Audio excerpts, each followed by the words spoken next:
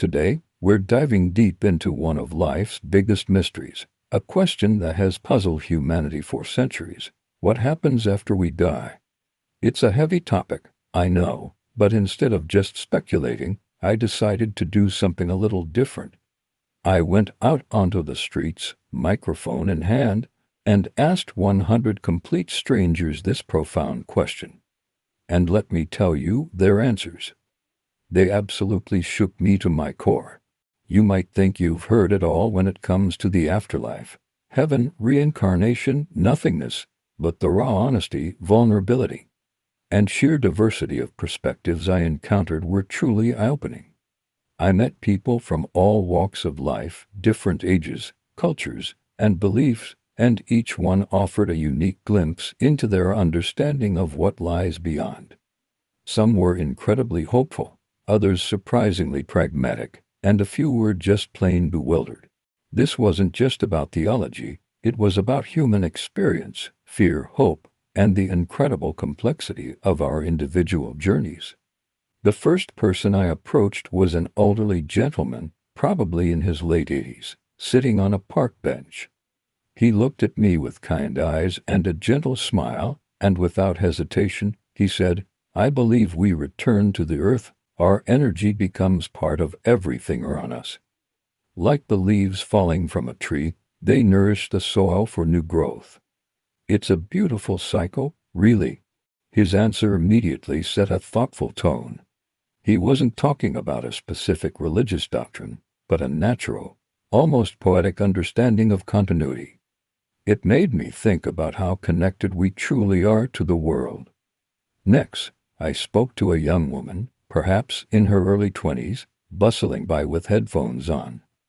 She paused, took a deep breath, and confessed honestly, "I try not to think about it too much. It's too scary. But if I had to guess, I hope it's like a peaceful sleep, no worries, no pain. Just quiet." Her candidness was refreshing. It highlighted the very real anxiety many people feel about the unknown and the comfort they seek in simple, tranquil possibilities. It reminded me that sometimes the simplest answer is the most desired. Then there was a middle-aged man, a construction worker on his lunch break. He leaned against a wall, wiping sweat from his brow, and chuckled, "After we die, we become fertilizer for the next generation of weeds." He laughed again, but then his expression softened. "No, really, I believe in something bigger. Call it God, call it the universe, but I think our spirit goes on. Maybe we get to watch over our loved ones, or maybe we just join a collective consciousness. Whatever it is, I hope there's a good reunion party waiting." His blend of humor and underlying faith was really heartwarming. He found a way to lighten the heavy topic while still expressing a profound belief in something beyond the physical. I also encountered several people who firmly believed in reincarnation. One woman, a yoga instructor, explained, "Our souls are eternal, constantly evolving. This life is just one chapter in a much larger story. We come back to learn new lessons, to grow, and eventually, to achieve a state of pure enlightenment." She spoke with such conviction, radiating a sense of peace about the cyclical nature of existence. Her perspective offered a beautiful framework for understanding challenges as opportunities for growth, not just in this life, but across many. And then there were the skeptics, the agnostics, and the atheists. One older woman, a retired professor, looked me square in the eye and stated, "Nothing. Absolutely nothing. Your brain stops functioning, and that's it. The you that exists, your consciousness, simply ceases." It's a hard truth for some, but I find peace in accepting the finite nature of life. It makes every moment here more precious. Her honesty was stark, but equally valid. It challenged the common desire for an afterlife and refocused attention on the importance of living fully in the present. This perspective really stuck with me, forcing me to confront my own assumptions. What truly struck me wasn't just the variety of beliefs. but the deeply personal connection each individual had to their answer. It wasn't just abstract philosophy, it was often tied to their personal experiences, their losses, their hopes, and their understanding of their place in the universe. Some people had found comfort in their faith after losing a loved one. Others had questioned everything after a personal tragedy. Each response was a window into their soul, a reflection of their journey, and what gives their life meaning. I even spoke to a young artist who imagined it like this: I think it is like when you finish a masterpiece. You've poured your heart and soul into it, and then you step back. You might not be asterisk in asterisk the painting anymore, but your essence, your creation, lives on and inspires others. Maybe we become part of a larger canvas, contributing to the beauty of existence.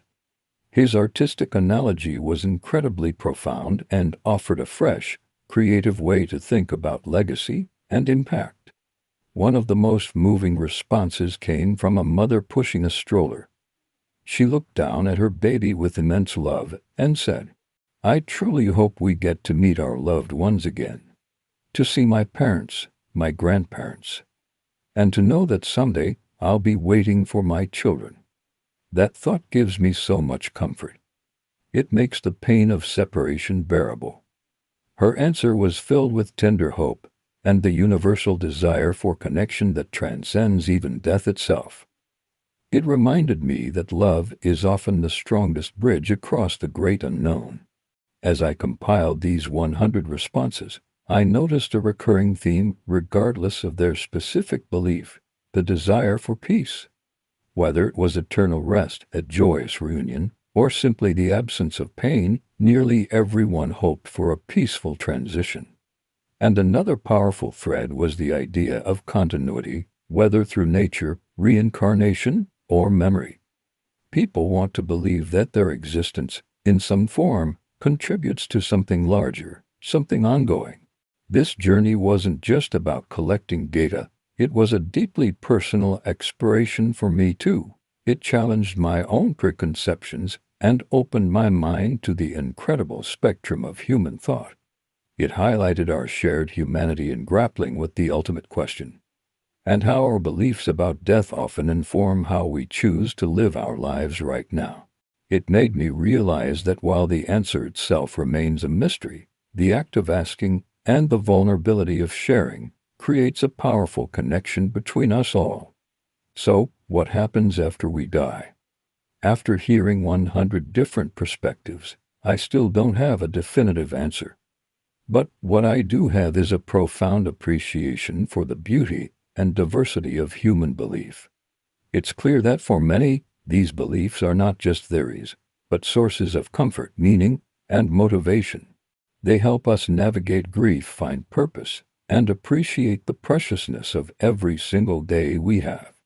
This experience reminded me that while we may never truly know what lies beyond, the conversations we have about it, the empathy we share, and the love we cultivate in this life are what truly matter. It's about finding peace, meaning, and connection in the face of the great unknown.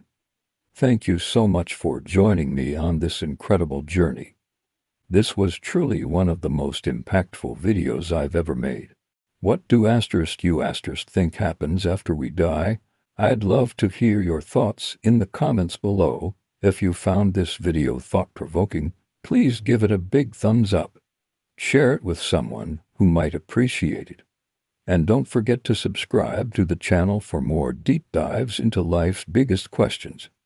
Until next time, stay curious and cherish every moment.